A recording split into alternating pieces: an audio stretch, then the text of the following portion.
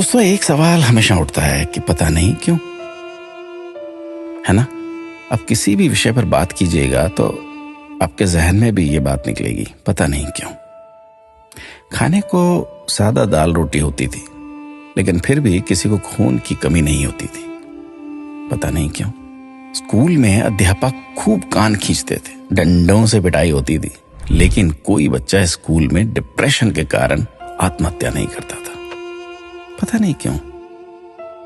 बचपन में महंगे खिलौने नहीं मिलते थे, लेकिन हर खेल बहुत आनंदित करता था, पता नहीं क्यों। घर कच्चे होते थे, कमरे कम होते थे, लेकिन माता पिता कभी वृद्धाश्रम नहीं जाते थे, पता नहीं क्यों। घर में गाय की, कुत्ते की, अतिथि की, मेहमानों की रोटियां बनती थी, फिर भी घर का बजट संतुलित रहता था। आज सिर्फ अपने परिवार की रोटी महंगी हो गई, पता नहीं क्यों।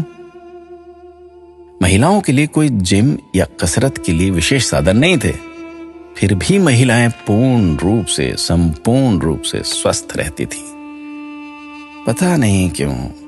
भाई भाई में, भाई बहनों में अनेक बार खूब झगड़ा होता था, आपस में कुटाई तक हो जाती थी, परंतु आपस में मन मुटाव कभी नहीं होता था, पता नहीं क्यों।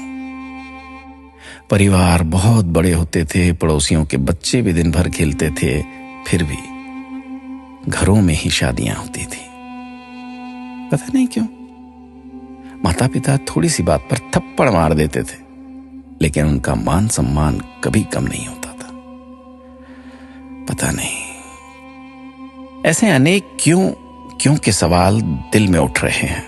आप सभी तक इस क्यों को पहुंचाने की कोशिश कीजिए। शायद फिर से पहले जैसा सौहार्दपूर्ण वातावरण, आपसी प्रेम, एकता का माहौल बने। एक एक 11 होते हैं। अपना ख्याल रखिएगा।